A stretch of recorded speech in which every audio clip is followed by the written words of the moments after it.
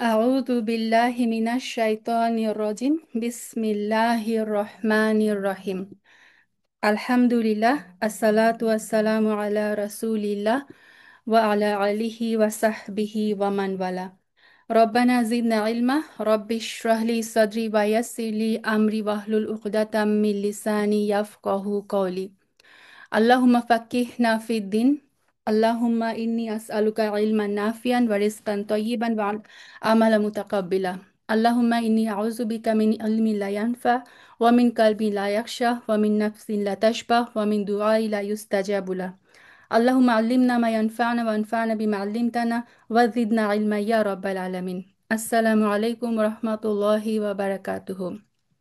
প্রিয় বোনেরা, আশা করি আপনারা সবাই অনেক অনেক ভালো আছেন। আজকে আমরা খুব ইন্টারেস্টিং একটা টপিকে আলোচনা করতে যাচ্ছি। আজকে আমাদের টপিক হচ্ছে জিব্রাইল আলাইহিসাল্লাম। সুবহান আল্লাহ, এই নামটা কোরআনে আমরা যখনই কোরআন পড়ি, কোরআনের কোনো কথা আসে, যখনই আমরা রাসূল সাল্লাল্লাহু আলাইহি সাল্লামের হাদিস পড়ি, যে কোনো আমাদের দিনের যে কোনো ক্ষেত্রে কিন্তু জিব্রাইল আলাইহিস সালামের নামটা আমরা বারবার বারবার শুনি। কিন্তু আসলে আমরা জিব্রাইল আলাইহিস সালাম সম্পর্কে কতটুকু জানি?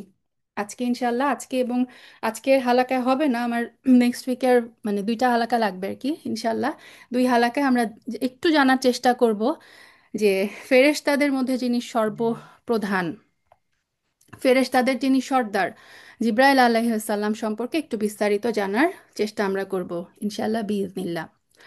রাসূল সাল্লাল্লাহু আলাইহি সাল্লাম যখন ইসরা ও মেরাজে গিয়েছিলেন, ইসরা ও মেরাজ থেকে ফেরার পরে অনেক সাহাবীরা তাকে অনেক কোয়েশ্চেন করেছিলেন। কেউ জিজ্ঞেস করেছিলেন, ইয়া রাসূলুল্লাহ জান্নাত কেমন, ইয়া রাসূলুল্লাহ জাহান্নাম কেমন, ইয়া রাসূলুল্লাহ আল্লাহ সুবহানাহু ওয়া তাআলা যখন আপনার সাথে কথা বললেন সেই কথা বলাটা কেমন ছিল, আপনি কি আল্লাহকে দেখেছেন? কোন কোন সাহাবী রাসূল সাল্লাল্লাহু আলাইহি সাল্লামকে প্রশ্ন করেছিলেন যে ইয়া রাসূলুল্লাহ, আপনি যখন আসমানগুলো সাত আসমান আপনি যখন ক্রস করছিলেন, আপনি কি আসমানে কিছু শুনতে পেয়েছেন? আপনি আশেপাশে কি দেখেছেন? এই জার্নিটার কথা আমাদেরকে ব্যাখ্যা করেন। তো সুবহান আল্লাহ, রাসূল সাল্লাল্লাহু আলাইহি সাল্লাম তখন বলেছিলেন যে আমি যেটা শুনি তোমরা সেটা শুনতে পাও না, আমি যেটা দেখি তোমরা সেটা দেখতে পাও না। সাত আসমান কাঁপছে, ভাইব্রেটিং, একটা ভাইব্রেটিং সাউন্ড রাসূল সাল্লাল্লাহু আলাইহি সাল্লাম শুনতে পেয়েছেন যখন তিনি সাত আসমান ক্রস করছিলেন। এখন খুব মজার একটা বিষয় হচ্ছে, নাসা কয়েক বছর আগে এই যে স্পেস, আউটার স্পেস, আমাদের মহাবিশ্বের একটা ভিডিও রিলিজ করেছে যেখানে টাইটেল ছিল যে hour universe is not silent, আমাদের মহাবিশ্ব চুপ না, মহাবিশ্বে একটা আওয়াজ হয়। কিরকম সেই আওয়াজ আমি আপনাদেরকে জাস্ট একটু শোনাচ্ছি।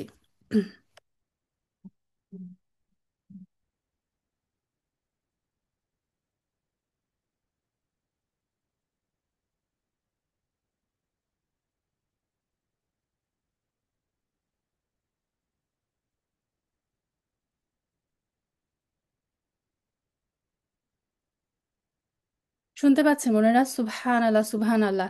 এবং একজন রিসার্চার যিনি এটা রিসার্চ করেছিলেন, রিসার্চ পেপার পাবলিশ করেছিলেন, তিনি বলেছিলেন যে এই সাউন্ড শুনে আমাদের মনে হচ্ছিল যে অসংখ্য মানুষ একসাথে মন্ত্র পড়ছে। সুবহান আল্লাহ, সুবহান আল্লাহ। রাসূল সাল্লাল্লাহু আলাইহি সাল্লাম আমাদেরকে কি বলেছেন? রাসূল সাল্লাল্লাহু আলাইহি সাল্লাম আমাদেরকে বলেছেন সাত আসমানের মধ্যে চারটা আঙ্গুল রাখার মতো কোনো জায়গা খালি নাই। সাতটা আসমান সম্পূর্ণ ফেরেশতাদের দিয়ে ভরা, এবং প্রত্যেক ফেরেশতা কি করছে? ফেরেশতারা আল্লাহ সুবহানাহু ওয়া তাআলার তাসবিহ করছেন।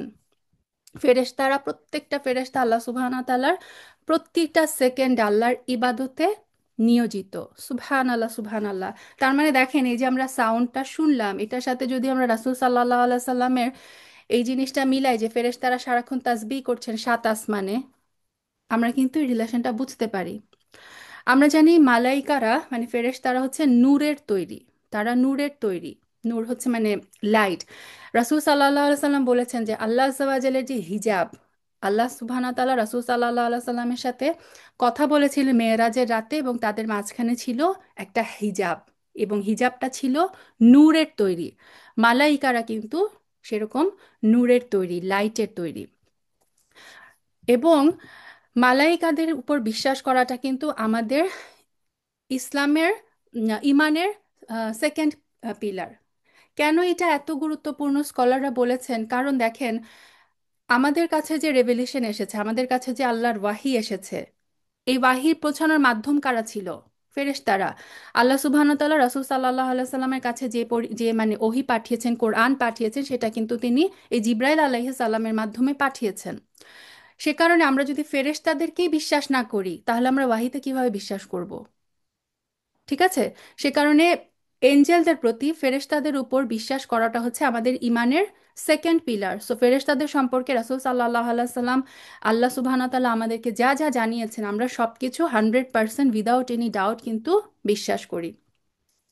ফেরেশতারা কখনো কোনো পাপ করতে পারে না। আল্লাহ সুবহানাহু ওয়া তাআলা তাদেরকে যেই আদেশ দেন, সেই আদেশের বিরোধিতা তারা করতে পারে না। এই ক্ষমতাটা তাদের, মানে ফ্রি উইল, এই জিনিসটা কিন্তু ফেরেশতাদেরকে দেওয়া হয়নি। এই জিনিসটা আল্লাহ সুবহানাহু ওয়া তাআলা মানুষকে দিয়েছেন। এবং আল্লাহ সুবহানাহু ওয়া তাআলা তাদের ফেরেশতাদের প্রশংসা করে বলেছেন যে লা ইয়াসুনা আল্লাহ মা আমারহুম ওয়া ইয়ামারুনা মা ইউফআলুন, যে ফেরেশতাদেরকে আল্লাহ সুবহানাহু ওয়া তাআলা যে আদেশ করেন, ফেরেশতারা কখনো সেটার অমান্য করেন না। তাদেরকে যেই আদেশই দেওয়া হয় সেইটাই তারা পালন করেন। ফেরেশতাদের কোনো ফ্রি উইল নাই, তার মানে কিন্তু এটা না যে ফেরেশতাদের কোনো পছন্দ অপছন্দ নাই। ফেরেশতাদের মধ্যে পছন্দ অপছন্দ আছে। রাসূল সাল্লাল্লাহু আলাইহি সাল্লামের হাদিস থেকে আমরা জানতে পারি যে ফেরেশতারা এই জিনিসটা পছন্দ করে না, ফেরেশতারা ওই কাজটা করলে ফেরেশতারা আমাদেরকে ঘিরে ধরে। এবং ফেরেশতারা এই যে রহমতের কিছু ফেরেশতা আছে, আযাবের কিছু ফেরেশতা আছে, তাদের মধ্যে কখনো কখনো যে বিতর্ক হয়, এগুলোও কিন্তু আমরা হাদিস থেকে জানতে পারি। আল্লাহ সুবহানাহু ওয়া তাআলা আমাদেরকে জানিয়েছেন যে ফেরেশতাদের ডানা আছে। ফেরেশতাদের কোনো কোনো ফেরেশতাদের দুইটা ডানা, কারো কারো চারটা ডানা, কারো কারো ছয়টা ডানা। এবং ফেরেশতাদের যে বিশাল বাহিনী, এই যে আমরা এই যে নাসার যে আওয়াজটা শুনলাম, এবং রাসূল সাল্লাল্লাহু আলাইহি সাল্লামের যে বর্ণনা থেকে জানলাম যে সাত আসমানের মধ্যে 4 আঙ্গুল রাখার পরিমাণ জায়গা নেই, এত বেশি সংখ্যক ফেরেশতা। এই জিনিসটা থেকে আমাদের একটা সান্ত্বনার কথা কি জানেন? আমরা অনেক সময় ভয় পাই না, যে অনেক সময় বলি যে না, মানে জিন, আমি একা আছি, জিনের ভয়, তারপরে খারাপ শয়তানের ভয়। সুবহানাল্লাহ, আল্লাহ সুবহানাহু ওয়া তাআলার যে বাহিনী, ফেরেশতা, ফেরেশতাদের সংখ্যা কিন্তু এই খারাপ শয়তান, খারাপ জিনের সংখ্যার চেয়ে অনেক অনেক অনেক বেশি। সো আমাদের ভয় পাওয়ার কিচ্ছু নাই।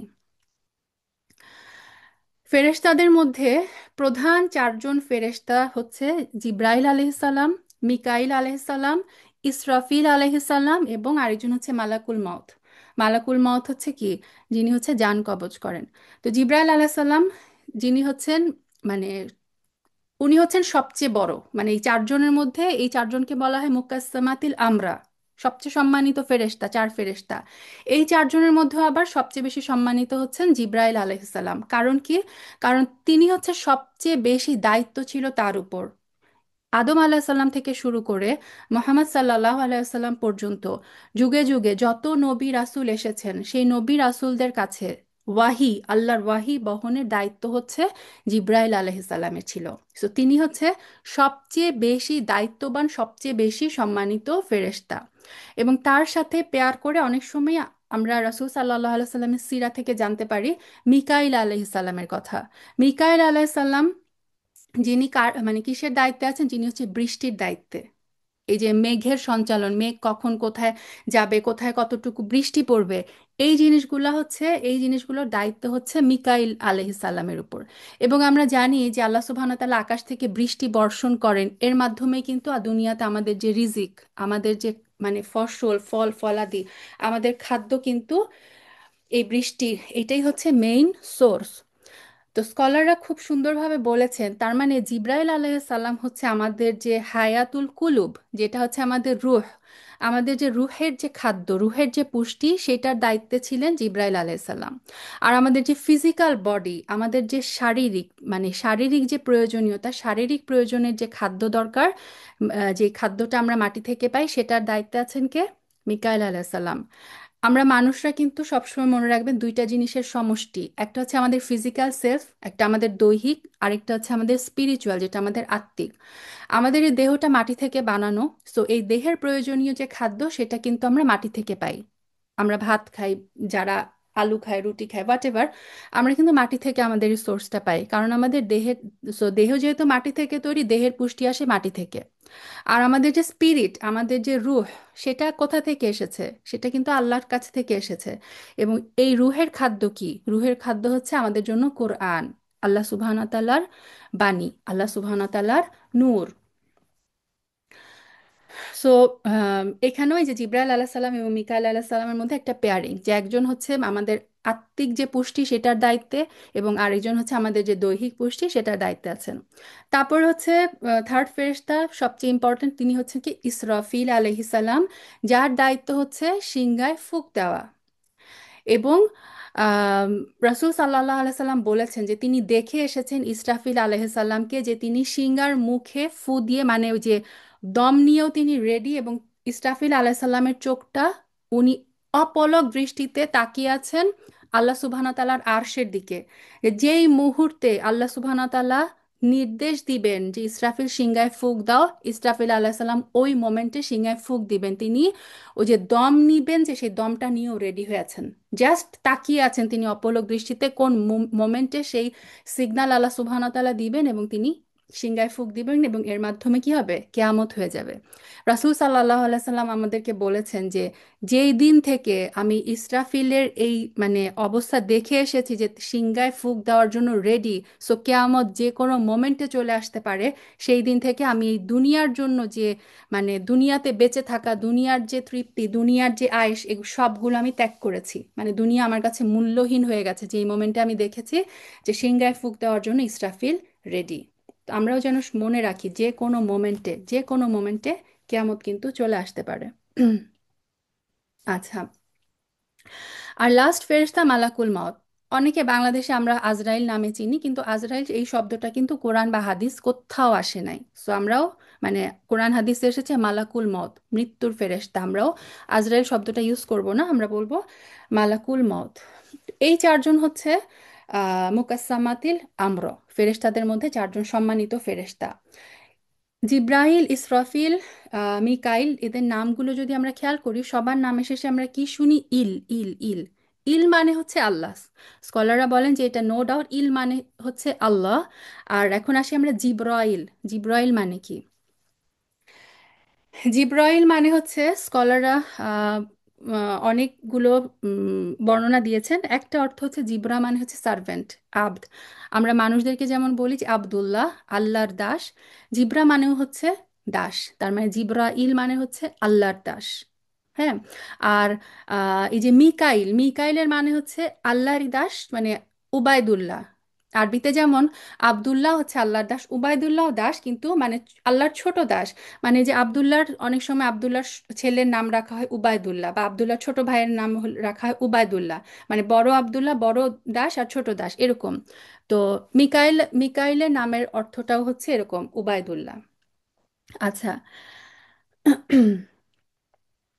জিব্রাইল আলাইহিস সালামকে আল্লাহ সুবহানাহু ওয়া তাআলা কোরআনে কিভাবে আম, আখ্যায়িত করেছেন? সূরা নাজম যদি পড়েন, সূরা নাজমে আল্লাহ সুবহানাহু ওয়া তাআলা জিব্রাইল আলাইহিস সালামের বিস্তারিত বর্ণনা দিয়েছেন। এবং ইসরায়েল মেরাজের রাতে রাসূল সাল্লাল্লাহু আলাইহি সাল্লাম যে জিব্রাইল আলাইহিস সালামকে দেখেছিলেন, এবং জিব্রাইল আলাইহিস সালামের সাথে রাসূল সাল্লাল্লাহু আলাইহি সাল্লাম, আমরা দেখব যে দুইবার তিনি জিব্রাইল আলাইহিস সালামকে তার ফুল এঞ্জেলিক ফর্ম, জিব্রাইল আলাইহিস সালামের আসল যে রূপ, সেই রূপটাতে দেখেছিলেন।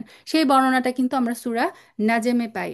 সূরা নাজমে আল্লাহ সুবহানাহু ওয়া তাআলা জিব্রাইল আলাইহিস সালামকে বলেছেন, তার যে শক্তি, তার শক্তিমত্তাকে প্রকাশ করতে গিয়ে বলেছেন, তিনি হচ্ছেন, জিব্রাইল আলাইহিস সালাম হচ্ছে শাদীদুল কুওয়া। কুওয়া মানে হচ্ছে পাওয়ার, শাদীদ মানে অত্যন্ত স্ট্রং। জিব্রাইল আলাইহিস সালাম হচ্ছে অত্যন্ত পাওয়ারফুল একজন আম, মালাইকা। এবং আর আল্লাহ সুবহানাহু ওয়া তাআলা বলেছেন তিনি হচ্ছেন যু কুওয়া, মানে যু মানে ওয়ালা, মানে কুওয়া ওয়ালা মানে হচ্ছে একদম সে শক্তিওয়ালা একজন। মজার ব্যাপার হচ্ছে রাসূল সাল্লাল্লাহু আলাইহি সাল্লাম যখন জিবরিল আলাইহিস সালামকে সম্বোধন করতেন, তখন তিনি কি বলতেন জানেন? জিবরিল সাল্লাল্লাহু আলাইহি ওয়াসাল্লাম। সুবহানাল্লাহ, বুখারীর হাদিসে এসেছে। আমরা জিবরিলকে বলি জিবরিল আলাইহিস সালাম, যে তার উপর আল্লাহর সালাম বর্ষিত হোক, শান্তি বর্ষিত হোক। রাসূল সাল্লাল্লাহু আলাইহি সাল্লাম বলতেন জিবরিল সাল্লাল্লাহু আলাইহি ওয়াসাল্লাম, যে কথাটা আমরা রাসূল সাল্লাল্লাহু আলাইহি সাল্লামের জন্য বলি। সাল্লাল্লাহু আলাইহি ওয়াসাল্লাম কি? আল্লাহর সালাত এবং আল্লাহর সালাম সালাত এবং সালাম প্রেরিত হোক জিবরিল আলাইসাল্লামের প্রতি। এবং রাসূল সাল্লাল্লাহু আলাইহি সাল্লাম এই সাল্লাল্লাহু আলাইহি সাল্লাম কথাটা জিবরিল আলাইসাল্লামের ছাড়া আর একজনের জন্য শুধু ইউজ করতেন, তিনি হচ্ছেন ইব্রাহিম আলাইহিস সালাম। ইব্রাহিম আলাইহিস সালামের ক্ষেত্রেও তিনি ইউজ করেছেন সাল্লাল্লাহু আলাইহি ওয়াসাল্লাম, সুবহানাল্লাহ। কেন? কারণ তাদের স্ট্যাটাস বুঝাতে, তাদের স্ট্যাটাস বুঝাতে। মালাইকাদের মধ্যে সবচেয়ে হাই স্ট্যাটাস, সবচেয়ে প্রধান মালাইকা হচ্ছে কে? জিবরিল আলাইহিসসালাম। এবং তার প্রতি সম্মান দেখানোর জন্যই রাসূল সাল্লাল্লাহু আলাইহি সাল্লাম তাকে সাল্লাল্লাহু আলাইহি ওয়াসাল্লাম বলে উল্লেখ করতেন। রাসূল সাল্লাল্লাহু আলাইহি সাল্লাম অনেক সময় জিবরিল আলাইহিস সালামের সরাসরি নাম না ধরে তিনি তার মেনশন এভাবে করতেন, মান ইনদা রব্বি, যে আমার রবের নিকটে আছে, যে আমার রবের কাছে আছে। সুবহান আল্লাহ। এটা দেখানোর জন্য যে জিবরিল আলাইহিস সালাম আল্লাহর কতটা কাছাকাছি আছেন। জিবরিল আলাইহিস সালাম আল্লাহ সুবহানা তাআলা মানে জিবরিল আলাইহিস সালামের ওনার অবস্থান কোথায়, উনি কোথায় থাকেন? তার অবস্থানটা হচ্ছে আল্লাহর আরশের ঠিক নিচে। আল্লাহর আরশের ঠিক নিচেই হচ্ছে জিবরিল আলাইসাল্লামের বাসস্থান, তিনি ওখানে থাকেন। এবং এই যে আল্লাহর উনি এত মানে নিকটবর্তী, এবং আল্লাহ জিবরিল আলাইসাল্লামের সাথে সবসময় সরাসরি কথা বলেন। তার মানে কি আল্লাহ সুবহানাহু ওয়া তাআলা সমস্ত ফেরেশতাদের সাথে কথা বলেন না? না, সব ফেরেশতাদের সাথে আল্লাহ ডিরেক্ট কথা বলেন না। এই যে চারজন মুকাসসামাতিল আমরা, এই চারজন ফেরেশতাদের সাথে আল্লাহ সুবহানাহু ওয়া তাআলা কথা বলেন ডিরেক্ট। তবে এমন বর্ণনা পাওয়া যায় যে জিবরিল আলাইহিসসালামকে ডেকে আল্লাহ সুবহানাহু ওয়া তাআলা মাঝে মধ্যে অন্য এই চারজন ফেরেশতাদেরকেও মানে তাদের জন্য আদেশগুলো আল্লাহ সুবহানাহু ওয়া তাআলা মাঝে মধ্যে জিবরিল আলাইহিসসালামকে ডেকে বলেন যে তুমি মিকাইলকে যে এটা বলো।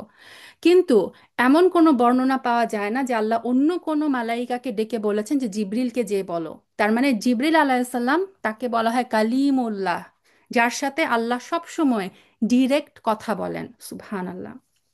তো এই কারণে রাসূল সাল্লাল্লাহু আলাইহি সাল্লাম মাঝে মধ্যে বলতেন মান ইনদা রব্বি, যে আমার রবের সবচেয়ে কাছে আছে, সে বলেছে এরকম।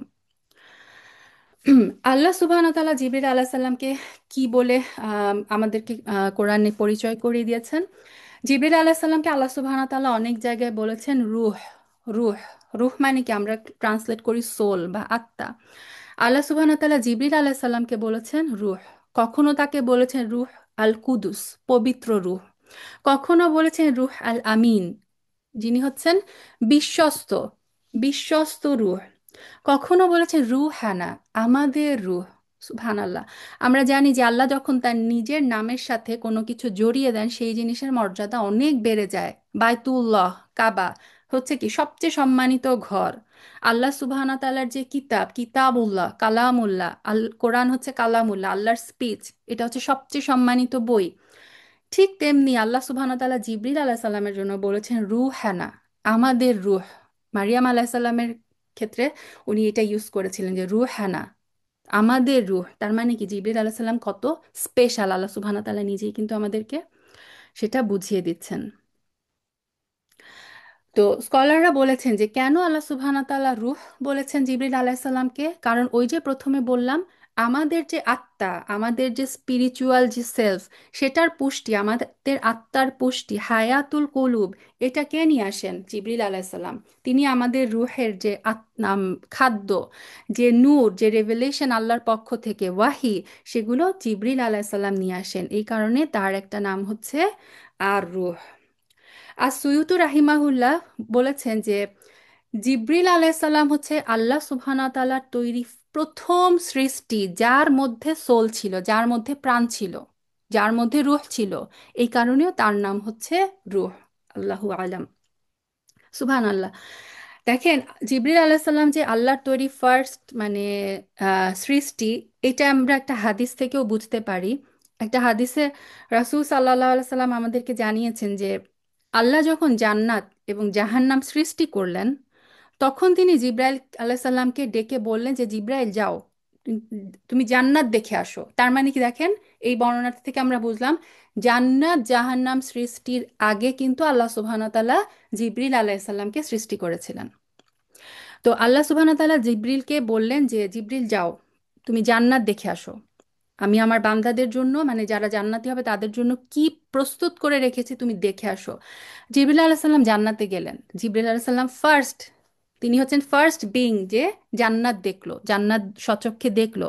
তারপরে আল্লাহ সুবহানাহু ওয়া তাআলার কাছে ফিরে এসে তিনি বললেন, ইয়া রব, আপনার ইজ্জতের কসম, যে কেউ এই জান্নাতের কথা শুনবে সে এটাতে প্রবেশ করবেই। মানে কেউ এটাতে প্রবেশ করতে ডিসঅ্যাগ্রি করবে না, যে এই জান্নাতের কথা শুনবে সেই পাগল হয়ে এটার মধ্যে প্রবেশ করবেই।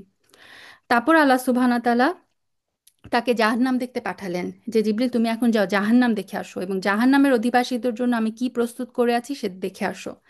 জিবরিল আলাইহিস সালাম যখন জাহান্নাম দেখলেন, তখন তিনি দেখলেন যে জাহান্নামের এক অংশ আরেক অংশকে খেয়ে ফেলছে। এত ভয়াবহ দৃশ্য।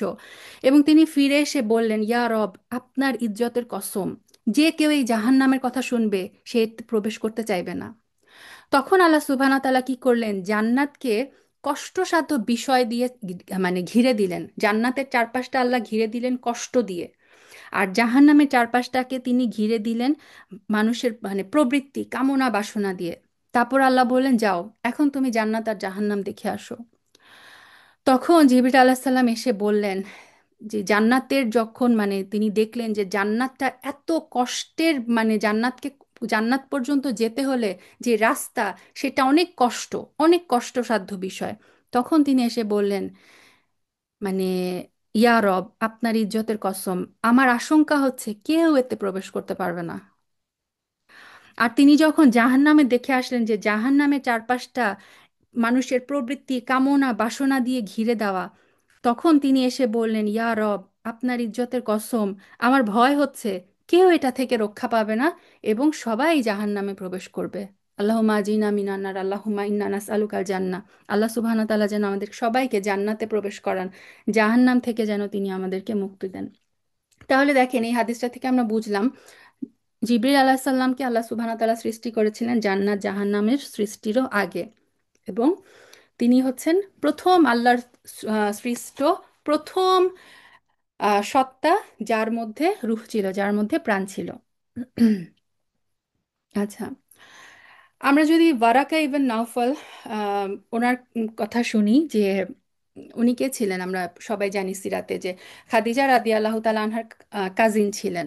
তো রাসূল সাল্লাল্লাহু আলাইহি সাল্লাম যখন ওই যে তার কাছে ফার্স্ট ওয়াহি আসলো, তিনি যখন ভয় পেয়ে গেলেন, তিনি যখন খাদিজা রাদিয়াল্লাহু তাআলা আনহাকে গিয়ে বললেন, এগুলো আমরা দেখবো একটু পরে।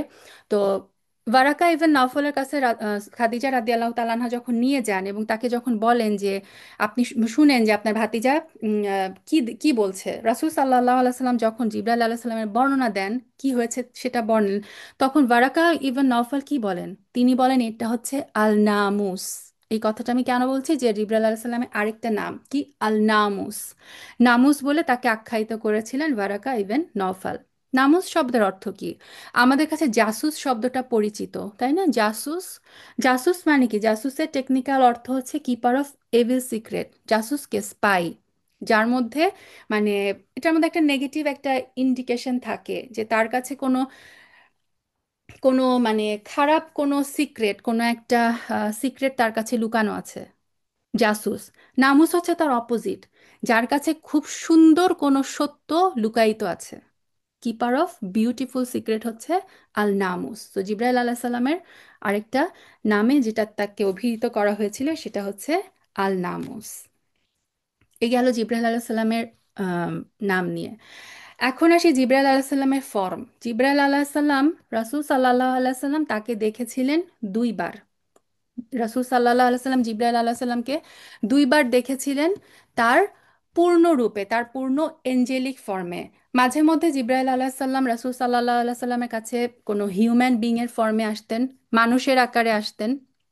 মাঝে মধ্যে তিনি আসতেন হচ্ছে রাসূল সাল্লাল্লাহু আলাইহি সাল্লাম জাস্ট তার শব্দ শুনতেন, এবং আম, তার যে আহ, মানে আলো, মানে কোনো একটা কিছুতে তিনি বুঝতে পারতেন, বাট সরাসরি তার ফর্ম তাকে দেখতে দেখতে পারতেন না। তো সরাসরি ট্রু এঞ্জেলিক ফর্মে তিনি দেখেছিলেন দুইবার।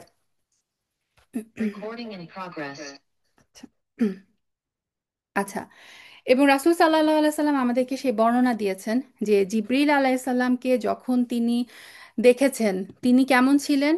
পুরো দিগন্ত বিস্তৃত, মানে রাসূল সাল্লাল্লাহু আলাইহি সাল্লামের চোখ যেখানেই যাচ্ছিল তিনি জিবরিল আলাইহিস সালামকে দেখতে পাচ্ছিলেন, পুরা দিগন্ত বিস্তৃত ছিল। আহ, জিবরিল আলাইসাল্লাম এবং তার 600 উইংস, দুইটা না, চারটা না, ছয়টা না, জিবরিল আলাইসাল্লামের ছিল 600টা ডানা। এবং রাসূল সাল্লাল্লাহু আলাইহি সাল্লাম বলেছেন যে প্রত্যেকটা ডানা থেকে, তার প্রত্যেকটা ডানা থেকে হচ্ছে মণিমুক্তা ঝরছিল। এবং জিবরিল আলাইসাল্লামের যে আম, পাখা, তার পাখার রং ছিল সবুজ। এবং জিবরিল আলাইসাল্লামের যে পায়ের পাতা, সেটার রঙও ছিল সবুজ। সুবহানাল্লাহ। জিবরিল আলাইসাল্লামের কখনো কখনো তিনি হিউম্যান ফর্মে আসতেন। রাসূল সাল্লাল্লাহু আলাইহি সাল্লামের কাছে হিউম্যান ফর্মে যখন আসতেন, তখন তিনি একজন সাহাবীর বেশ ধরে আসতেন। তিনি ছিলেন দাহিয়া ইবেন কালবি, কালবি গোত্রের দাহিয়া, দাহিয়া বিন কালবি। তো দাহিয়া বিন কালবি ছিল, তাকে তার যে আহ, গোত্র, তার গোত্রের লোকেরা ডাকতো সেই গোত্রের ইউসুফ। কারণ ইউসুফ আলাহিসাল্লাম, আমরা জানি কি ইউসুফ আলাহিসাল্লামকে রাসূল সাল্লাহ সাল্লাম বলেছেন যে ইউসুফ আলাহিসাল্লামকে হচ্ছে পৃথিবীর অর্ধেক সৌন্দর্য তাকে দেওয়া হয়েছে। এবং সূরা ইউসুফ থেকে আমরা জানি যে তিনি এত সুন্দর ছিলেন যে মহিলারা তাকে দেখে কি নিজেদের হাত পর্যন্ত কেটে ফেলেছিল, যে তাদের কোনো সেন্স ছিল না যে এত সুন্দর কিভাবে হয় একজন মানুষ। তো দাহিয়া রাদিয়াল্লাহু আনহু ছিল মানে তার গোত্রের মধ্যে সবচেয়ে সুদর্শন পুরুষ ওই জমানায়। সো জিবরিল আলাইহিস সালাম যখন রাসূল সাল্লাল্লাহু আলাইহি সাল্লামের কাছে আসতেন, তিনি ওই সাহাবী, সবচেয়ে সুদর্শন সাহাবীর বেশে আসতেন। তবে তিনি যখন মারিয়াম আলাইহিসসালামের কাছে গিয়েছিলেন, আমরা জানি সূরা মারিয়াম থেকে যে আল্লাহ সুবহানাহু ওয়া তাআলা বলেছেন যে বাশারান সাবিয়্যা, আমরা একজন পুরাপুরি ব্যালেন্সড একজন হিউম্যান বিং রূপে আমরা তার কাছে, মারিয়াম আলাইহিসসালামের কাছে জিবরিল আলাইহিসসালামকে পাঠিয়েছি। তখন কি তিনি দিহিয়া বিন কালবির ফর্মে গিয়েছেন? না। তখন তিনি গিয়েছিলেন ওই জেনারেশনের, ওই যুগের সবচেয়ে সুদর্শন যে পুরুষ, তার ফর্মে। সো মানে জিবরিল আলাইহিস সালাম যখনই কোনো মানুষের বেশে কোনো কারো কাছে গিয়েছেন, ওই জমানার সবচেয়ে সুদর্শন যে পুরুষ ছিল তার ফর্মে তিনি হাজির হতেন। আচ্ছা।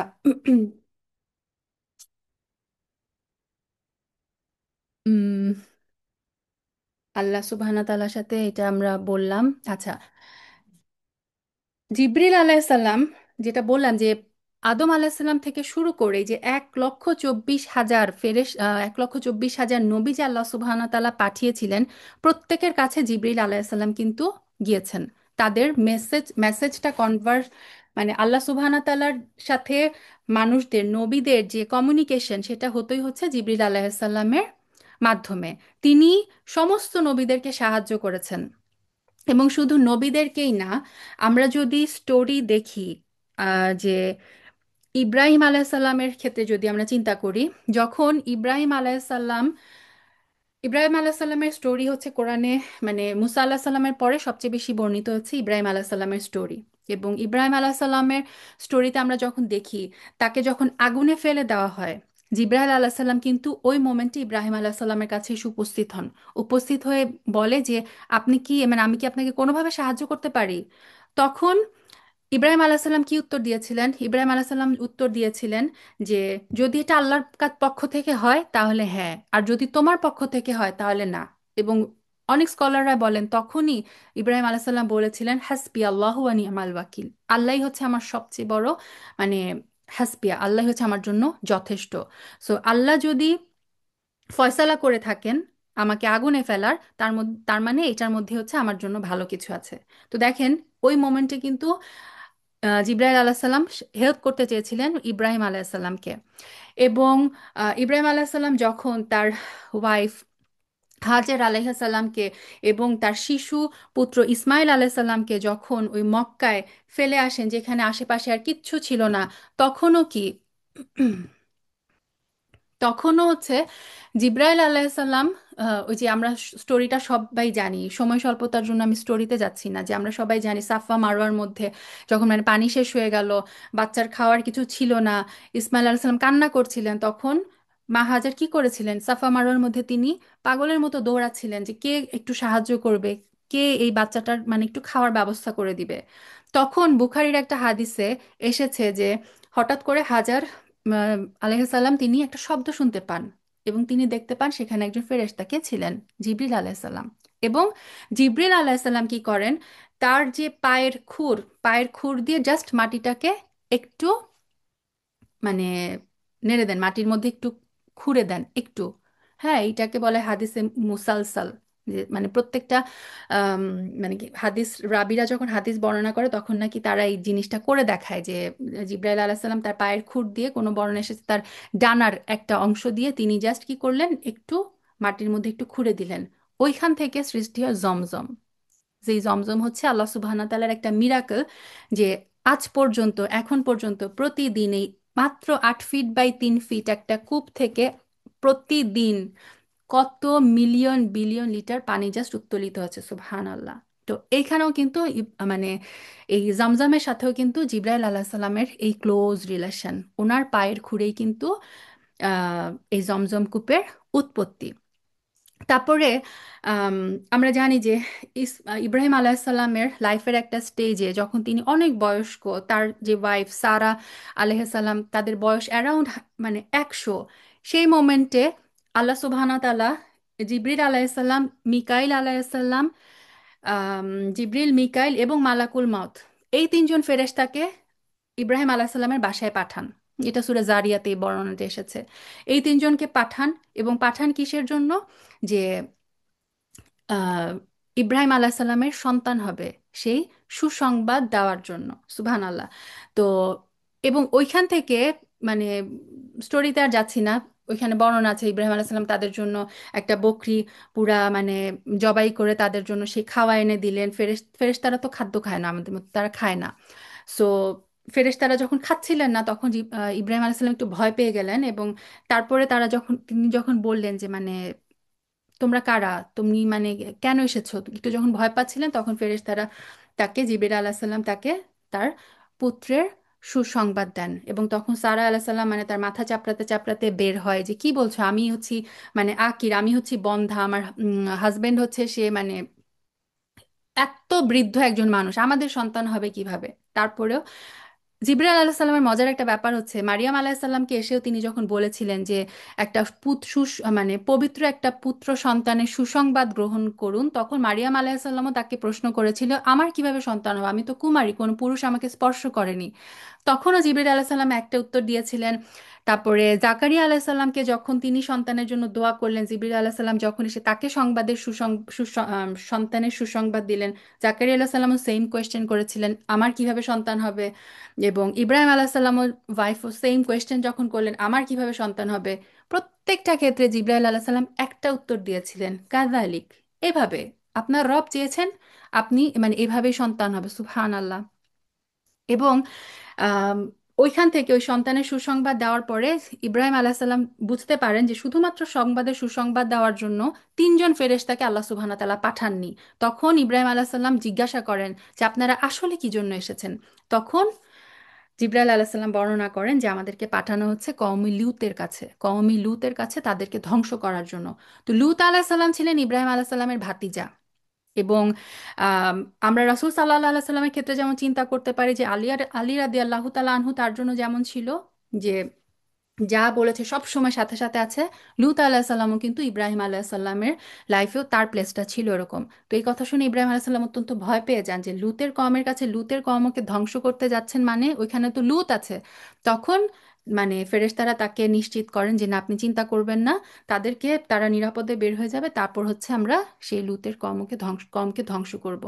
তো এইভাবে দেখেন, জিব্রাইল আলাহ সাল্লাম যেমন প্রত্যেকটা নবীর কাছে প্রত্যেকটা নবীকে সাহায্য করতে এসেছেন, ইভেন নবীর ওয়াইফ হাজার আলাহ সাল্লামকে সাহায্য করতে এসেছিলেন, ঠিক তেমনি প্রত্যেকটা কওম যাদেরকে আল্লাহ সুবহানাহু ওয়া তাআলা ধ্বংস করেছেন, সেই ধ্বংসটাও কিন্তু জিব্রিল আলাহ সাল্লামের মাধ্যমেই সম্পাদিত হয়েছে। এখান থেকে আমরা জানলাম যে লূত আলাহ সাল্লামের কওমকে আল্লাহ সুবহানাহু ওয়া তাআলা কিভাবে ধ্বংস করেছেন। জিবরিল আলাহ সাল্লাম তার জাস্ট একটা পাখার একটু কোনায়, যে ডানা, তার যে ডানা, তার একটা কোনা দিয়ে তিনি জাস্ট উল্টে দিয়েছিলেন, পুরা লূত আলাহ সাল্লামের কম উল্টে গিয়েছিল। সুবহান আল্লাহ। তো আল্লাহ সুবহান তাআলা এইভাবে যাদেরকে, যে সমস্ত কমকে ধ্বংস করেছিলেন, তাদেরকেও কিন্তু জিবরিল আলাইহিস সালামের মাধ্যমেই ধ্বংস করেছিলেন। আমরা যদি আম, ফেরাউনের ঘটনা আমরা সবাই জানি, মুসা আলাহিস সাল্লামের ক্ষেত্রে ফেরাউনের জিবরিল আলাহিস সাল্লাম পরে এসে একদিন রাসূল সাল্লাল্লাহু আলাইহি সাল্লামকে বলেছেন যে আপনি যদি দেখতেন যে সেই দিন আমি ফেরাউনের সাথে কি করেছিলাম। ফেরাউন যখন মারা যাচ্ছিল আমি ফেরাউনের মুখে মাটি কাদা গুজে দিচ্ছিলাম, কারণ আমার ভয় হচ্ছিল ফেরাউন যদি এই মোমেন্টে লা ইলাহা ইল্লাল্লাহ বলে বসে, আল্লাহ যদি তাকে ক্ষমা করে দেন। সুবহান আল্লাহ। আমরা একটু আগে বললাম যে তিনি হচ্ছেন আল্লাহ সুবহানাহু ওয়া তাআলাকে মানে সবচেয়ে কাছাকাছি তিনি থাকেন ঠিক আরশের নিচে। এবং আল্লাহ সুবহানাহু ওয়া তাআলাকে জিবরিল আলাইহিস সালামের চেয়ে ভালো কে চিনে। জিবরিল আলাইসাল্লাম জানতেন যে আল্লাহ আজ্জাওয়াজাল এতই রহমানুর রহিম, যে ফেরাউনের মতো, ফেরাউন ছিল সবচেয়ে মানে খারাপ, যদি আমরা চিন্তা করি যে মানব ইতিহাসে সবচেয়ে খারাপ মানুষ ছিল ফেরাউন। এবং জিবরিল আলাইসাল্লাম বলেছেন যে ওই মোমেন্টে আমি ভয় পাচ্ছিলাম, এত কিছুর পরেও সে যদি একবার লা ইলাহা ইল্লাল্লাহ বলে ফেলে আল্লাহ হয়তো তাকে ক্ষমা করে দিবেন। এই কারণে আমি তার মুখে মাটি গুজে দিচ্ছিলাম যাতে সে লা ইলাহা ইল্লাল্লাহ বলতে না পারে। সুবহানাল্লাহ। এবং আম, ইদ্রিস আলাহ সাল্লামের স্টোরিটা যদি আমরা মানে আমরা হয়তো অনেকে জানি, সূরা মারিয়ামে আল্লাহ সুবহানাহু ওয়া তাআলা ইদ্রিস আলাহ সাল্লামের কথাও বলেছেন। ইদ্রিস আলাহ সাল্লাম আল্লাহ সুবহানাহু ওয়া তাআলার নবী, যিনি আদম আলাহ সাল্লামের পরে নবী হয়েছিল তার ছেলে শীত আলাহ সাল্লাম, এবং তারপরে নবী হয়েছিল ইদ্রিস আলাইহিস সালাম। ইদ্রিস আলাহ সাল্লাম তার কওমের মধ্যে যখন মানে আল্লাহর দ্বীন প্রচার করেছিলেন, তার কওম তার কথা মেনে নিয়েছিল। এবং আল্লাহ সুবহানাহু ওয়া তাআলা ইদ্রিস আলাইহিস সালামকে জানিয়েছিলেন যে ইদ্রিস, তুমি শুধু তোমার যে আমল সেটার সওয়াব পাচ্ছ না, বরং এই যে তোমার সমস্ত কওম যারা আমার ইবাদত করছে তাদের সমস্ত ইবাদতের সওয়াবও কিন্তু তুমি পাচ্ছ। তো এইটা শুনে ইদ্রিস আলাইহিস সালাম অত্যন্ত খুশি হয়ে যান। তো তিনি জিবরিল আলাইহিস সালামকে বলেন যে জিবরিল, তুমি মালাকুল মউতকে একটু জিজ্ঞেস করো না যে আমার আয়ু আর কয়দিন আছে, বা তুমি কি একটু অনুরোধ করতে পারো যে সে তার মাধ্যমে আল্লাহকে যে আল্লাহ যাতে আমার হায়াতটা আর একটু বাড়িয়ে দেয়। কেন? লাইফ এনজয় করার জন্য না। ইদ্রিস আলাহ সাল্লাম চেয়েছিলেন যে তিনি এই যে এত বেশি সওয়াব তিনি মানে অর্জন করছেন, এটা যাতে তিনি আরো অনেক বেশি আমল নিয়ে যেন তিনি আল্লাহ সুবহানাহু ওয়া তাআলার সামনে দাঁড়াতে পারেন, এই জন্য। তো তার এই অনুরোধ শুনে জিবরিল আলাইহিসসালাম তাকে নিয়ে আসমানে উঠতে থাকলেন। চতুর্থ আসমানে যখন তিনি যান তখন চতুর্থ আসমানে তাদের দুইজনের সাথে দেখা হচ্ছে মালাকুল মউতের। তো মালাকুল মউত জিবরিল আলাইহিস সালামকে জিজ্ঞেস করেন, ইনি কে? তো জিবরিল আলাইহিস সালাম বলেন, ইনি হচ্ছেন আল্লাহর নবী ইদ্রিস আলাইহিস সালাম। তখন মালাকুল মউত বলেন যে আমি অবাক হয়ে গিয়েছিলাম যখন আল্লাহ সুবহানাহু ওয়া তাআলা বলেছিলেন যে আমার নবী ইদ্রিসের জান তুমি কবজ করবে চতুর্থ আসমানে, এবং আমি ভেবে পাচ্ছিলাম না যে নবীর জান, মানুষের জান আমি মানে আসমানে কিভাবে কবজ করব। সুবহানাল্লাহ। এবং তখন মালাকুল মউত ইদ্রিস আলাইহিস সালামের জান কবজ করেন। তো তিনি হচ্ছেন একমাত্র মানুষ যার রূহ চলে গিয়েছিল, যার মৃত্যু হয়েছিল চতুর্থ আসমানে। মজার ব্যাপার হচ্ছে রাসূল সাল্লাল্লাহু আলাইহি সাল্লাম যখন মেরাজের রাতে তিনি সাত আসমানে কিন্তু এক এক আসমানে কিন্তু এক এক মানে অনেকজন নবীর সাথে কিন্তু তার দেখা হয়। ইদ্রিস আলাইহিস সালামের সাথে তার সাক্ষাৎ হয়েছিল এই চতুর্থ আসমানে। সুবহানাল্লাহ। আচ্ছা। রাসূল সাল্লাল্লাহু আলাইহি সাল্লাম এখন যদি আমরা মানে অনেক নবীদের সাথে জিবরিল আলাইহিস সালামের যে ইন্টারাকশন সেটা দেখলাম, এখন আমরা চলে আসি মেইন ইয়েতে যে আমাদের নবী রাসূল সাল্লাল্লাহু আলাইহি সাল্লামের সাথে জিবরিল আলাইহিস সালামের ইন্টারাকশনটা কেমন ছিল। রাসূল সাল্লাল্লাহু আলাইহি সাল্লামের সাথে জিবরিল আলাইহিস সালামের প্রথম ইন্টারাকশন কখন হয়, প্রথম তিনি কখন দেখেন? যখন তিনি তার বয়স ছিল 6 বছর, 6 বছর বয়স। রাসূল সাল্লাল্লাহু আলাইহি সাল্লাম এটা আমরা সিরাতের বর্ণনে আমরা সব সময় মানে সবাই জানি যে রাসূল সাল্লাল্লাহু আলাইহি সাল্লাম তিনি একদিন বাচ্চাদের সাথে খেলছিলেন, এবং হঠাৎ করে সেখানে একজন লোক এসে উপস্থিত হয়। তিনি রাসূল সাল্লাল্লাহু আলাইহি সাল্লামকে নিয়ে যে শুইয়ে দেন এবং তিনি কি করেন, তার যে হার্ট তার হার্ট খুলে ফেলেন। সুবহানাল্লাহ। মানুষের মানে মানব হিস্ট্রিতে ফার্স্ট ওপেন হার্ট সার্জারি কিন্তু হয়েছিল কবে? 1400 বছর আগে জিবরিল আলাইসাল্লাম করেছিলেন রাসূল সাল্লাল্লাহু আলাইহি সাল্লামকে। এবং এই দৃশ্য দেখে ওই যে আশেপাশে যে বাচ্চারা খেলছিল তারা যে দৌড়ে পালিয়ে যায় এবং বলতে থাকে তাদের বাবা মাকে যে মোহাম্মদকে হত্যা করা হয়েছে সাল্লাল্লাহু আলাইহি সাল্লাম। তো রাসূল সাল্লাল্লাহু আলাইহি সাল্লাম পরে বর্ণনা দেন যে জিবরিল এসে আমার বুক কেটে ফেললো, তিনি আমার বুক খুলে ফেলেন এবং সেখান থেকে আমার হার্ট, রাসূল সাল্লাল্লাহু আলাইহি সাল্লামের যে হার্ট সেটাকে তিনি বের করেন। এবং এই হার্ট থেকে কিছু একটা বের করেন, হার্টের একটা অংশ তিনি বের করেন। তারপর তিনি বললেন, এটা হচ্ছে তোমার অন্তরের শয়তানের অংশ। তারপর তিনি ওই অংশটা ফেলে দেন। সো রাসূল সাল্লাল্লাহু আলাইহি সাল্লামের হার্ট কিন্তু পুরোপুরি পিওর, শয়তানের কোনো অংশ তার হার্টের মধ্যে কিন্তু নাই। তারপরে জিবরিল আলাইসাল্লাম একটা গোল্ডেন কালারের বাটির মধ্যে রাখা জমজমের পানিতে রাসূল সাল্লাল্লাহু আলাইহি সাল্লামের হাড়টা ধোন এবং ধুয়ে আবার সেটাকে যথাস্থানে রেখে দেন এবং সেলাই করে দেন। এবং পরবর্তীতে আম, একজন সাহাবী আনাস ইবেন মালিক রাদিয়াল্লাহু তাআলা আনহু বর্ণনা করেছেন যে রাসূল সাল্লাল্লাহু আলাইহি সাল্লামের বুকে সেই সেলাইয়ের দাগ তিনি দেখেছেন। সুবহানাল্লাহ। তো ওইটা ছিল রাসূল সাল্লাল্লাহু আলাইহি সাল্লামের সাথে জিবরিল আলাইহিস সালামের ফার্স্ট ইন্টারাকশন। রাসূল সাল্লাল্লাহু আলাইহি সাল্লাম বলেছেন যে জিবরিল আলাইহিস সালাম হচ্ছে তার ওয়ালি, প্রোটেক্টিভ ফ্রেন্ড। এবং খুব মজার একটা কথা, রাসূল সাল্লাল্লাহু আলাইহি সাল্লাম বলেছেন যে প্রত্যেকটা নবীকে আল্লাহ সুবহানাহু তাআলা দুনিয়া থেকে দুইজন এবং আকাশ থেকে দুইজন মন্ত্রী দান করেন।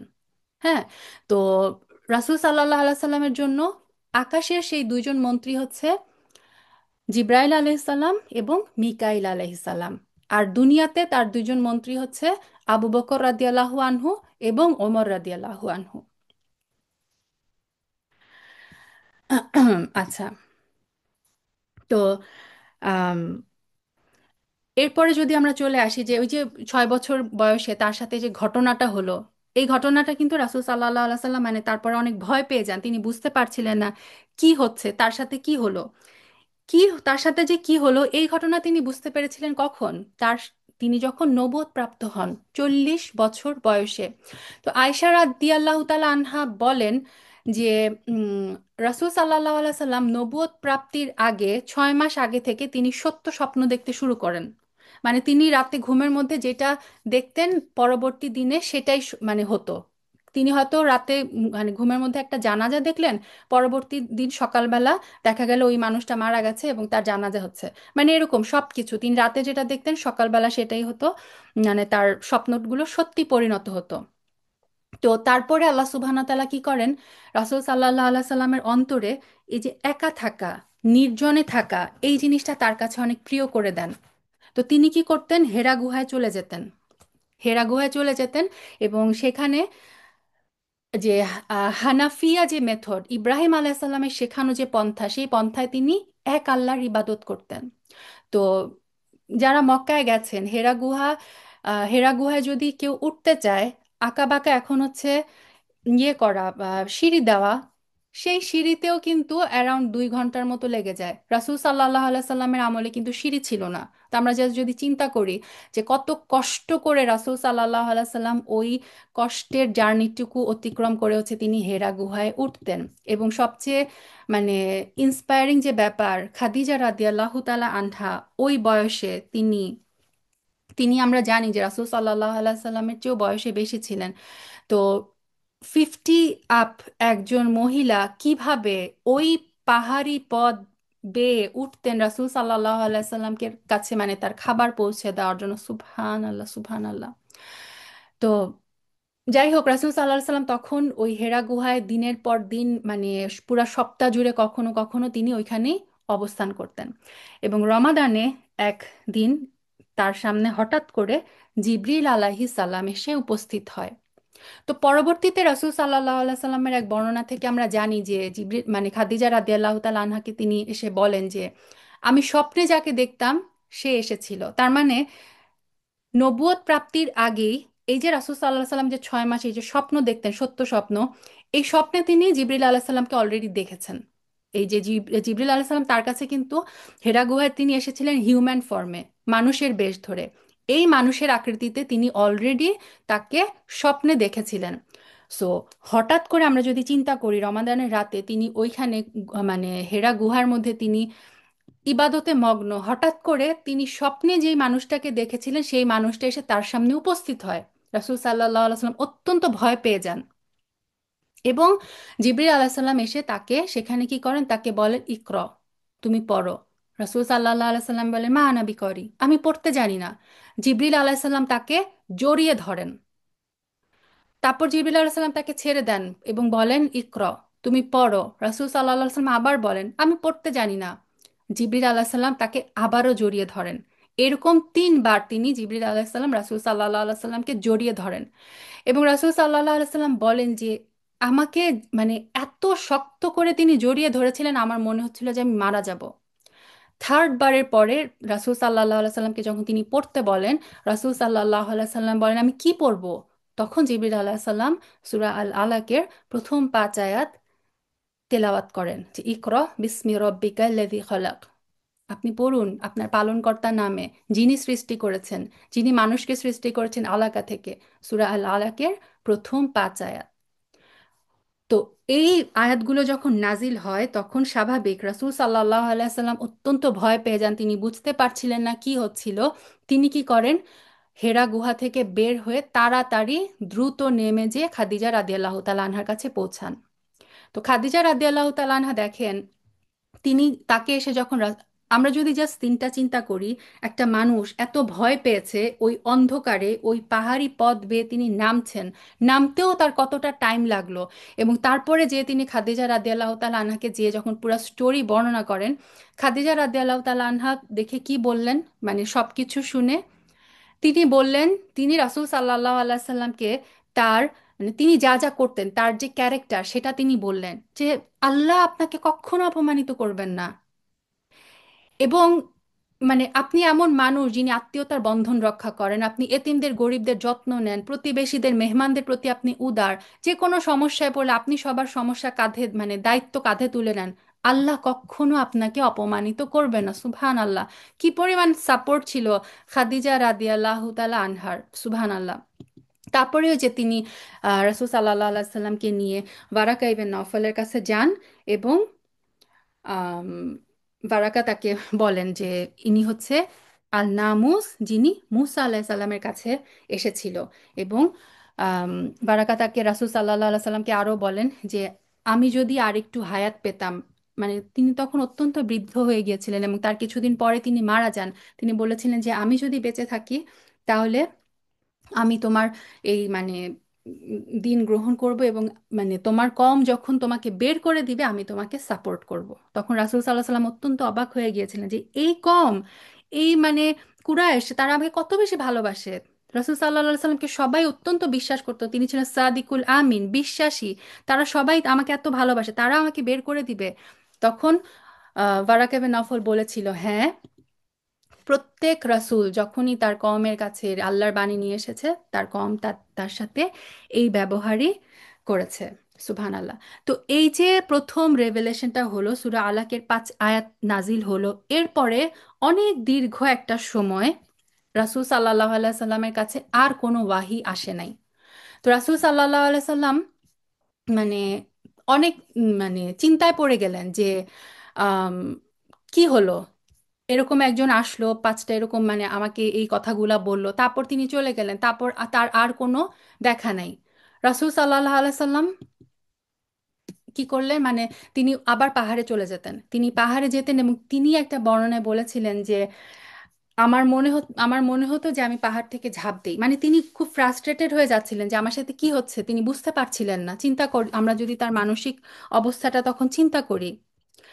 তো তখন জিবরিল আলাইসাল্লাম ওই যে রাসূল সাল্লাল্লাহু আলাইহি সাল্লাম যখনই পাহাড়ে উঠতেন এবং তার মনে হতো যে তিনি পাহাড় থেকে ঝাঁপ দিবেন, তখনই তিনি জিবরিল আলাইহিস সালামের কণ্ঠ শুনতে পেতেন। জিবরিল আলাইহিস সালাম এসে জাস্ট বলতেন, কোনো ফর্মে না, জাস্ট জাস্ট কণ্ঠ শুনতে পেতেন যে ও মুহাম্মদ, আপনি হচ্ছেন আল্লাহর সত্য রাসূল। এই কথাটুকু তিনি শুনতেন এবং রাসূল সাল্লাল্লাহু আলাইহি সাল্লাম আবার একটু সান্ত্বনা পেয়ে ফেরত আসতেন। তো এরকম হচ্ছিল, অনেক দিন ধরে হচ্ছিল যে আল্লাহর মানে জিবরাইল আলাইহিস সালাম কোনো মানে সরাসরি তার কাছে আসছিল না।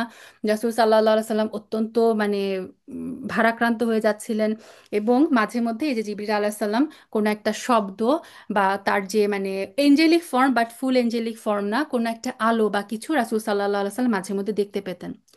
তো তিনি এই কথাটা যখন খাদিজা রাদিয়াল্লাহু তাআলা আনহাকে বলেন, খাদিজা রাদিয়াল্লাহু তাআলা আনহা এত চমৎকার বুদ্ধিমতী, সুবহানাল্লাহ! তার সম্বন্ধে যতই জানি ততই মনে হয় যে তার প্রতি ভালোবাসা আমাদের বেড়ে যায়। খাদিজা রাদিয়াল্লাহু তাআলা আনহা কি বললেন, তিনি বললেন আচ্ছা, এরপরে আপনার কাছে যখন আবার আসবে তখন আপনি আমাকে বলবেন। তো একদিন রাসূল সাল্লাল্লাহু আলাইহি ওয়াসাল্লাম এরকম ঘরে ছিলেন, তিনি খাদিজা রাদিয়াল্লাহু তাআলা আনহাকে বললেন যে আমি দেখতে পাচ্ছি মানে ওই বিং যে যে এসেছিল হেরা গুহায়, মানে রাসূল সাল্লাল্লাহু আলাইহি সাল্লাম তার উপস্থিতি, জিবরিল আলাইহিস সালামের উপস্থিতি টের পাচ্ছিলেন। খাদিজা রাদিয়াল্লাহু তাআলা আনহা বললেন কি, আচ্ছা আপনি আমার ডান পাশে এসে বসেন। রাসূল সাল্লাল্লাহু আলাইহি সাল্লাম যে খাদিজা রাদিয়াল্লাহু তাআলা আনহার ডান পাশে বসলেন। খাদিজা রাদিয়াল্লাহু তাআলা আনহা জিজ্ঞেস করলেন, আপনি এখনো তাকে দেখতে পাচ্ছেন, ওই ফেরেশতাকে? রাসূল সাল্লাল্লাহু আলাইহি সাল্লাম বললেন, হ্যাঁ। খাদিজা রাদিয়াল্লাহু তাআলা আনহা বললেন, এখন আপনি আমার বাম পাশে এসে বসেন। রাসূল সাল্লাল্লাহু আলাইহি সাল্লাম বাম পাশে যেয়ে বসলেন। খাদিজা রাদিয়াল্লাহু তাআলা আনহা আবার জিজ্ঞেস করলেন, আপনি এখনো দেখতে পাচ্ছেন? রাসূল সাল্লাল্লাহু আলাইহি সাল্লাম বললেন, হ্যাঁ। খাদিজা রাদিয়াল্লাহু তাআলা আনহা কি করলেন, উঠে গিয়ে রাসূল সাল্লাল্লাহু আলাইহি সাল্লামের পেছনে গেলেন। তার যে হিজাব ছিল, খিমার, তখনও কিন্তু খিমার কিন্তু মানে সেই যুগ যুগ ধরেই ছিল, খিমার নতুন কিছু না।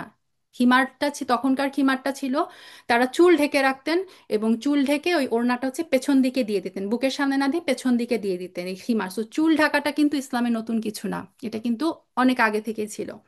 খাদিজা রাদিয়াল্লাহু তাআলা আনহা তার মাথার খিমারটা খুললেন। খুলে তিনি রাসূল সাল্লাল্লাহু আলাইহি সাল্লামকে পেছন থেকে জড়িয়ে ধরলেন, এবং তার যে আহ, চিবুক তার যে চিবুক সেটা রাসূল সাল্লাল্লাহু আলাইহি সাল্লামের কাঁধে রাখলেন, এবং শক্ত করে রাসূল সাল্লাল্লাহু আলাইহি সাল্লামকে তিনি জড়িয়ে ধরলেন। তখন তিনি বললেন, এখনো আপনি তাকে দেখতে পাচ্ছেন? রাসূল সাল্লাল্লাহু আলাইহি সাল্লাম বললেন, না। সুবহান আল্লাহ! কি বুদ্ধি চিন্তা করা যায় আমাদের উম্মাহাতুল মুমিনিন খাদিজা রাদিয়াল্লাহু তাআলা আনহা। তখন তিনি বললেন, আপনি নিশ্চিত থাকেন, ইনি ফেরেশতা, ইনি কোনো শয়তান হতে পারে না, এটা হচ্ছে তার হায়া। উনি কি প্রমাণ করলেন বলেন তো? জিবরিল আলাইসাল্লামের এত হায়া, তার এত বেশি লজ্জা, যে তিনি খাদিজা রাদিয়াল্লাহু তাআলা আনহা যখন রাসূল সাল্লাল্লাহু আলাইহি সাল্লামকে পেছন থেকে জড়িয়ে ধরলেন, ওই মোমেন্টে তিনি চলে গেলেন। এবং এই বর্ণনাটা আমরা পরবর্তীতে রাসূল সাল্লাল্লাহু আলাইহি সাল্লামের সিরা থেকে পাই, যে আয়েশা রাদিয়াল্লাহু তাআলা আনহার ঘরে, আমরা জানি যে একমাত্র আয়েশা রাদিয়াল্লাহু তাআলা আনহার ঘরে যখন রাসূল সাল্লাল্লাহু আলাইহি সাল্লাম থাকতেন, তখনই মানে ওয়াইফদের যে কোনো, শুধুমাত্র আয়েশা রাদিয়াল্লাহু তাআলা আনহার ঘরে থাকা অবস্থায় রাসূল সাল্লাল্লাহু আলাইহি সাল্লামের উপর ওহী অবতীর্ণ হতো। অন্য কোনো ওয়াইফের ঘরে যখন তিনি থাকতেন, ওহী অবতীর্ণ হতো না। ইভেন্ট ওই টাইমেও যখন আয়েশা রাদিয়াল্লাহু তাআলা আনহা পুরোপুরি ড্রেসড আপ না থাকতেন, পুরোপুরি কাভার্ড না থাকতেন, জিব্রাইল আলাইহিস সালাম কখনো ঘরে প্রবেশ করতেন না। তিনি রাসূল সাল্লাল্লাহু আলাইহি সাল্লামকে ঘরের বাইরে থেকে ডাকতেন। আর আয়েশা রাদিয়াল্লাহু তাআলা আনহা যখন ফুললি ড্রেসড আপ থাকতেন, তখন জিব্রাইল আলাইহিস সালাম ঘরে প্রবেশ করতেন। আমরা যদি তার হায়াটা চিন্তা করি, সুবহানাল্লাহ। তো এরপরে একদিন রাসূল সাল্লাল্লাহু আলাইহি সাল্লাম বলেন যে তিনি হাঁটছিলেন এবং হঠাৎ করে তিনি আম, শুনতে পান যে, ইয়া মোহাম্মদ। তো তিনি ডানে বামে তাকান, কাউকে দেখতে পান না। তারপর তিনি আবার একটা ডাক শুনতে পান, ইয়া মোহাম্মদ। তখন তিনি উপরে তাকান। উপরে তাকিয়ে তিনি জিব্রাইল আলাহিসাল্লামকে দেখতে পান। জিব্রাইল আলাহিসাল্লামের ফুল এঞ্জেলিক ফর্ম, সেই 600 ডানা সহ, সেই 600 সবুজ, মানে ডানার রং সবুজ, এবং সেই ডানাগুলো থেকে মণিমুক্তা ঝরে পড়ছিল। এবং রাসূল সাল্লাল্লাহু আলাইহি সাল্লাম বলেন যে পুরা দিগন্ত জুড়ে মানে ছেয়েছিল। চারদিকে যত দিকে চোখ যায়, পুরা জিবরিল আলাইহিসসালাম তার পরিপূর্ণ ফেরেশতার আকৃতি ধারণ করে সম্পূর্ণ আকাশ ঢেকে আছেন, সম্পূর্ণ দিগন্তকে ঢেকে আছেন। এই বর্ণনাটাও কিন্তু সূরা নাজমে আল্লাহ সুবহানাহু ওয়া তাআলা বলেছেন। আল্লাহ সুবহানাহু ওয়া তাআলা বলেছেন, যু মিররাতিন ফাস্তাওয়া। সে তার যে মানে সে প্রচণ্ড প্রজ্ঞার অধিকারী, যু মিরর, তিনি হচ্ছেন মানে ফ্ললেস, এবং সে তার নিজ আকৃতিতে স্থির হয়ে গিয়েছিল। সে রাসূল সাল্লাল্লাহু আলাইহি সাল্লাম উপরে তাকালেন, তিনি মানে আকাশে, জিবরিল আলাইহিস সালাম আল্লাহর দেওয়া একটা সিংহাসনে বসেছিলেন এবং আকাশে। এবং তারপর আল্লাহ সুবহানাহু ওয়া তাআলা বর্ণনা করেন সূরা নাজমে, সুম্মা দানা ফাতাদাল্লা। এরপর জিবরিল আলাইহিস সালাম রাসূল সাল্লাল্লাহু আলাইহি সাল্লামের দিকে নেমে আসেন, এবং জিবরিল আলাইহিসসালাম এবং রাসূল সাল্লাল্লাহু আলাইহি সাল্লামের মানে ডিস্টেন্সটা কত ছিল, এটাও আল্লাহ কোরআনে বলেছেন, মাত্র 2 ধনুকের দূরত্ব। এত কাছাকাছি জিবরিল আলাইহিসসালাম নেমে আসেন। রাসূল সাল্লাল্লাহু আলাইহি সাল্লামের এত কাছাকাছি যখন তিনি নেমে আসেন, রাসূল সাল্লাল্লাহু আলাইহি সাল্লাম ভয়ে মাটিতে পড়ে যান, এবং মাটিতে পড়ে যে তিনি কি করেন, তিনি নিজেই পরে বর্ণনা করছেন যে জিবরিল আমার এত কাছাকাছি চলে এসেছিল যে আমি ভয়ে মাটিতে পড়ে গেলাম। তারপর রাসূল সাল্লাল্লাহু আলাইহি সাল্লাম উঠে মানে দৌড়ে বাসায় চলে যান এবং খাদিজা রাদিয়াল্লাহু তাআলা আনহাকে যে বলতে থাকেন, জাম্মিলুনি দাসসিরুনি, জাম্মিলুনি দাসসিরুনি, আমাকে ঢাকো, আমাকে ঢাকো, আমাকে জড়ায় ধরো। তিনি এত ভয় পেয়েছিলেন, সুবহানাল্লাহ। কি মানে আমরা সিনটা যদি চিন্তা করি যে রাসূল সাল্লাল্লাহু আলাইহি সাল্লাম জিবরিল আলাইহিস সালামকে তার এরকম 600 ডানাওয়ালা যখন এরকম দেখলেন এবং এত কাছাকাছি, দুইটা ধনুকের ডিস্টেন্স, কেমন হয়েছিল না আমাদের রাসূল সাল্লাল্লাহু আলাইহি সাল্লামের অবস্থা, মানসিক অবস্থা।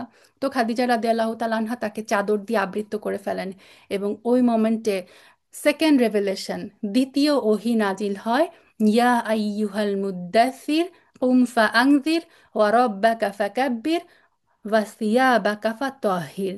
সূরা মুদ্দাসিরের প্রথম 7 আয়াত আল্লাহ সুবহানাহু ওয়া তাআলা নাজিল করেন যে হে চাদরাবৃত, আপনি উঠে পড়ুন, আপনি সতর্ক করুন, আপনি আপনার রবের মহিমা ঘোষণা করুন, আপনার পোশাক পবিত্র করুন। সুবহানাল্লাহ।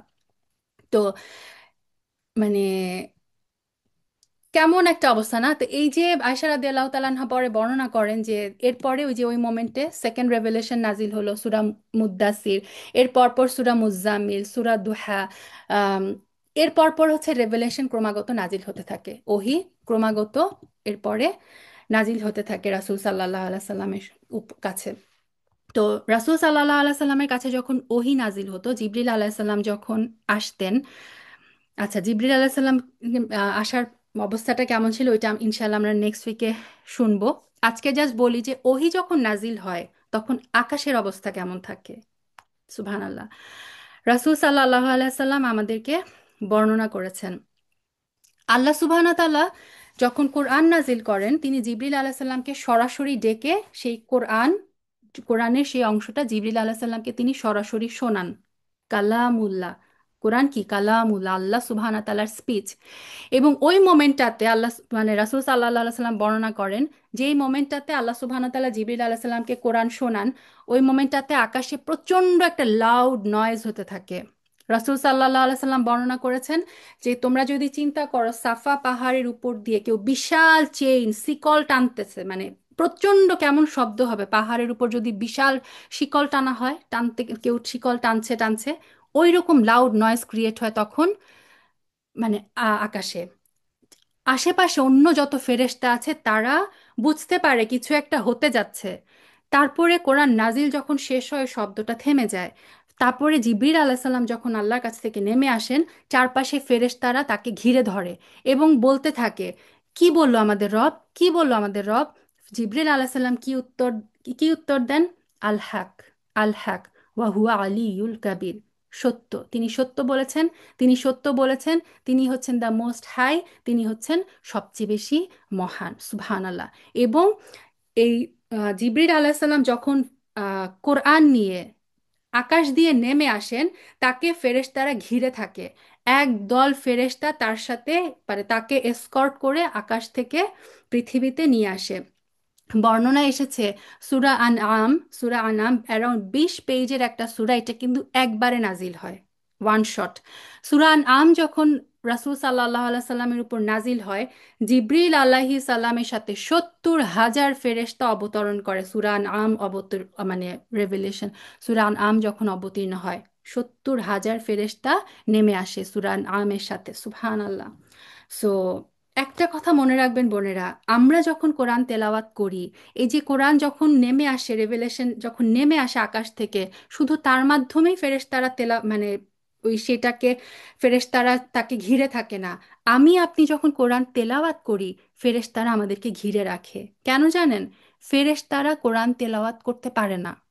খুব কম সংখ্যক কিছু ফেরেশতাকে আল্লাহ সুবহানাহু ওয়া তাআলা এই যে কোরআন তেলাওয়াতের যে মহিমা, কোরআন তেলাওয়াতের যে বরকত, এই রিজিকটা আল্লাহ খুব অল্প সংখ্যক ফেরেশতাদেরকে দিয়েছেন, তার মধ্যে জিবরিল আলাইহিস সালাম একজন এবং আর গুটি কয়েক ফেরেশতা যাদের মাধ্যমে কিছু জিনিস নাজিল হয়।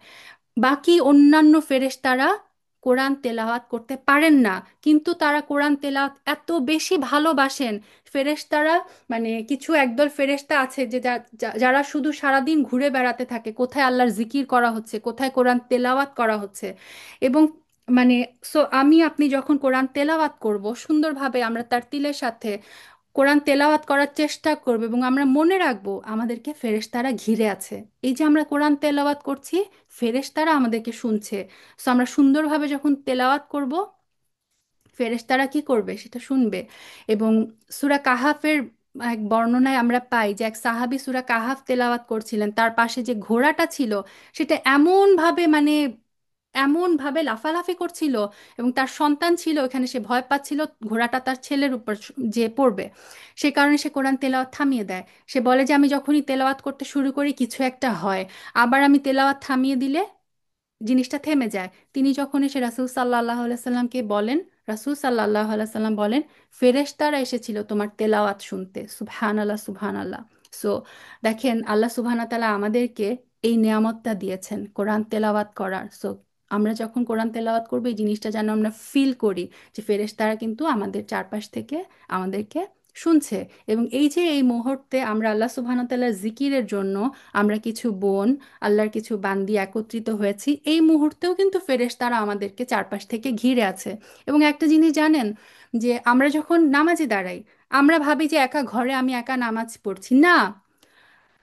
রাসূল সাল্লাল্লাহু আলাইহি সাল্লাম মানে হাদিস থেকে আমরা জানি যে আপনি যখন নামাজে দাঁড়ান, আপনার সাথে পাহাড়ের পরিমাণ, মানে পাহাড় পরিমাণ বড় ফেরেশতারা আপনার সাথে দাঁড়িয়ে নামাজ পড়ে। সো আপনি একা নামাজ পড়ছেন না, আপনি যখন নামাজ পড়ছেন ফেরেশতা আছে আপনার চারপাশে, আপনি যখন তেলাওয়াত করছেন ফেরেশতা আছে আপনার সাথে, আপনি যখন রাত্রেবেলা অজু করে তারপরে আয়াতুল কুরসি পড়ে ডান দিক হয়ে শোন, সারাটা রাত একজন ফেরেশতা আপনাকে পাহারা দেন। সো ফেরেশতারা কিন্তু আমাদের সাথে সারাক্ষণই আছে। সো এই কারণে আমাদের ঘরে যে ছবি রাখা নিষেধ, কারণ ছবি যদি আমরা কেউ কারো ঘরে থাকে, রহমতের ফেরেশতারা কিন্তু সেই ঘরে প্রবেশ করে না। সো আমরা এই জিনিসগুলো খেয়াল রাখবো। আমরা এমন কাজ করার চেষ্টা করবো আল্লাহ সুবহানাহু ওয়া তাআলার মানে সন্তুষ্টির এমন কাজ করার চেষ্টা করব যাতে কি ফেরেশতারাও আমাদের জন্য দোয়া করে। আপনি যতক্ষণ নামাজের পরে, সলাতের পরে সেই জায়গায় বসে আপনি যতক্ষণ জিকির আজগার করতে থাকেন, ফেরেশতারা আপনার জন্য রহমতের এবং মাগফিরাতের জন্য দোয়া করতে থাকে। সো নামাজ পড়ে সাথে সাথে আমরা কখনোই জায়নামাজ গুটি উঠে যাওয়ার জন্য তাড়াহুড়া করব না। যতক্ষণ সময় পেয়ে আমরা বসে জিকির আজগার করব, কারণ আমরা চাই ফেরেশতারা আমাদের জন্য দোয়া করুক। আপনি যখন আপনার অন্য কোনো ভাই বোনের জন্য, যে কারো জন্য, যখন আপনি তার অনুপস্থিতিতে দোয়া করেন, একজন ফেরেশতা আপনার হয়ে দোয়া করতে থাকে যে আল্লাহ এই সেম জিনিসটা আল্লাহ তুমি তাকে দাও।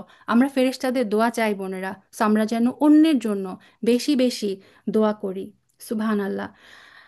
ইনশাআল্লাহ, ইনশাআল্লাহ নেক্সট উইকে আমরা রাসূল সাল্লাল্লাহু আলাইহি সাল্লামের মানে ওহি যখন নাজিল হতো তখন জিবরিল আলাইহিস সালাম কিভাবে আসতেন এগুলো, এবং রাসূল সাল্লাল্লাহু আলাইহি সাল্লামের জীবনের শেষ দিন পর্যন্ত জিবরিল আলাইহিস সালাম তার প্রত্যেকটা সুখের পয়েন্টে মানে একদম লো পয়েন্ট এবং হাই পয়েন্টে রাসূল সাল্লাল্লাহু আলাইহি সাল্লামের জীবনে জিবরিল আলাইহিস সালামের যে ভূমিকা ছিল সেগুলো জানার চেষ্টা করব। আজকে আমরা এখানে শেষ করছি। সুবহানাক আল্লাহুম্মা বিহামদিক, আশহাদু আল্লা ইলাহা ইল্লা আনতা, আস্তাগফিরুকা ওয়া আতুবু ইলাইক।